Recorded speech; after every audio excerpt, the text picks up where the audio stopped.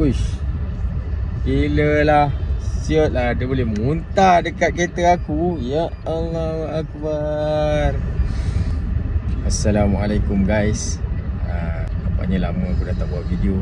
So ni aku kembali untuk buat video. Dan ni berkenaan dengan Grab. Minggu lepas ada satu peristiwa yang terjadi terhadap aku apabila aku tengah buat Grab. Masa tu dalam pukul 3 pagi lebih, dekat pukul 4 lah, lebih kurang. Dan aku tak tahulah kalau pemandu-pemandu Grab yang lain pernah alami perkara ni. Aku selalu bercerita, orang tanya, aku cakap benda ni boleh claim, benda ni boleh claim. Rupa-rupanya bila terjadi dekat diri aku, first time terjadi dekat diri aku, barulah aku rasa macam uish, gila lah. Siot lah, dia boleh muntah dekat kereta aku. Ya Allah Akbar. Aduh, masa tu pukul 3 pagi, 3 lebih macam tu lah. Daripada mana ke mana tu aku tak boleh tahu, tak boleh bagi tahulah. Customer ni aku tak nampak pun. Aku pernah ambil yang lagi teruk, lagi mabuk, siap terbaring, tapi tak ada datang muntah kan. Tapi kali ni dia tengok relax, 2 orang. Dan dia boleh bercakap, dia boleh borak dengan aku. Tiba-tiba dah nak sampai rumah dia dah ni. Lagi dalam 7 ke 8 minit. Perjalanan dia ambil masa dalam 39 minit, lebih kurang macam tu lah. 39 minit ke 29 minit, aku dah lupa dah. Tiba-tiba lagi 7 minit tu dia boleh muntah lah. Habis kereta aku punya pintu habis. Dia kononnya dia nak keluar. Dia buka tingkap, ambil kau. Tak kesampaian. Kat situ aku punya conversation agak tegang sikit lah. Bila time cakap dia nak bayar, dia kata dia nak bayar RM20 je, dia nak transfer. Aku cakap tak boleh. Kalau ikut Grab 100.5, seperti yang aku tahu boleh claim 100.5. So benda ni first time terjadi lah dekat aku. So aku pun keras lah kat situ. So lepas tu dia kata dia nak bayar, adalah jumlah yang banyak sikit, tapi bawah 100. Aku estimate kalau dapat 100 pun jadilah. Tapi aku keras juga, aku cakap 100.5. So dia bukanlah tak nak bayar, dia macam keras lah kan. Kenapa ni, kenapa tu, apa semua. Aku cakap kalau macam tu tak apalah, I report kat Grab je lah. Pasal aku pernah beberapa kali terjadi yang customer tak bayar. So aku report kat Grab. So Grab akan claim balik lah, bayar balik. Aku tak tahu yang perkara muntah ni kena ada agak leceh sikit lah. Aku pun call lah Grab. Bila aku call Grab pun cakap dengan aku, dia boleh claim maksimum 100.5. So aku fahamkan ayat dia, maksimum 100.5. Dan awang boleh claim dalam masa tempoh 14 hari. Kau bayangkan, dia muntah dekat kereta aku lebih kurang pukul 4 pagi. Dan kat mana aku nak cari car wash. Dan benda ni terjadi kat aku, first time terjadi kat aku. Dan aku blank siot. Lepas tu dia suruh cari car wash yang boleh claim. Kalau tak, aku tak boleh claim. So next ni aku tak boleh nak buat job. Pasal yelah, kereta aku dah kena muntah kan.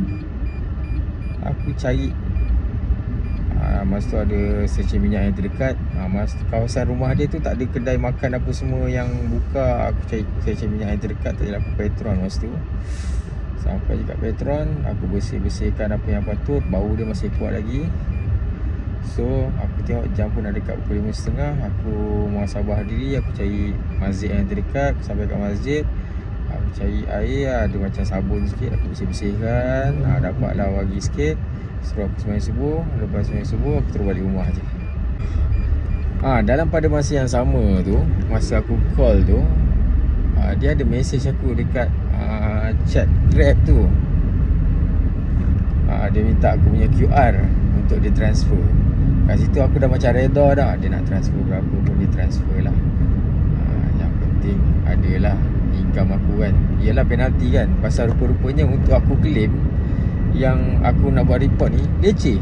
Aku kena dapatkan car wash yang berdaftar. Lepas tu car wash mana, aku dah pergi 2-3 car wash. Dia kata memang Grab dia tak senaraikan mana car wash kat mana, area mana, tak ada.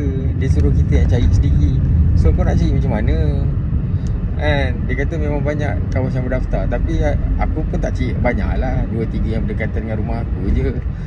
Tapi aku rasa macam entahlah. So kawan-kawan, kawan-kawan Grab, sekiranya ada car wash yang berdaftar dengan Grab yang korang tahu, bolehlah komen dekat video aku ni, bagi tahu aku tempat mana, 2-3 tempat. Sekurang-kurangnya aku adalah tempat backup sekiranya lepas ni ada terjadi kat aku. Bukan terjadi kat aku, sekiranya terjadi kat kawan-kawan. Aku tak tahu kalau korang ada pengalaman. Dan moral of the story yang aku nak cerita pada hari ini sebenarnya, kalau boleh janganlah jadi macam aku yang hanya tahu cerita tapi tak pernah ada pengalaman. Dan bila terjadi dekat aku tak tahu nak buat apa. Memanglah kena call Grab, rupa-rupanya kena ada car wash yang berdaftar. Jadi sebagai pemandu Grab, kita kena tahu car wash mana yang berdaftar. Kalau kawan-kawan tahu mana car wash yang berdaftar, tolong bagi tahu aku. Aku duduk area Shah Alam dan aku banyak buat job dekat area KL. Sekiranya ada kat area KL pun tak apa. Tapi aku tahu pukul 3-4 ada juga car wash yang buka, tapi tak tahu antara dia berdaftar dengan Grab ataupun tidak. Cuma kawasan aku hari tu yang aku hantar itu memang tak ada car wash yang buka malam tu. Bukan car wash je, kedai makan pun tak buka. Macam mana? Stesen minyak pun jauh daripada kawasan tu. Aku tak perlu reveal lah kawasan tu kat belah mana. Tapi itulah yang terjadi dekat aku. Pukul 4 pagi babe, dia muntah. Aduh, tak apalah. Nak buat macam mana, mungkin kali ni aku tak ada rezeki. Aku terlepas untuk aku claim sesuatu. Aku terpaksa bersihkan sendiri. Keesokannya aku bawa lah ke car wash untuk aku bersihkan. Cuma yang claim tu aku masih tak jumpa lagi kedai car wash yang untuk aku claim. Tapi itulah, sekiranya rakan-rakan pemandu ada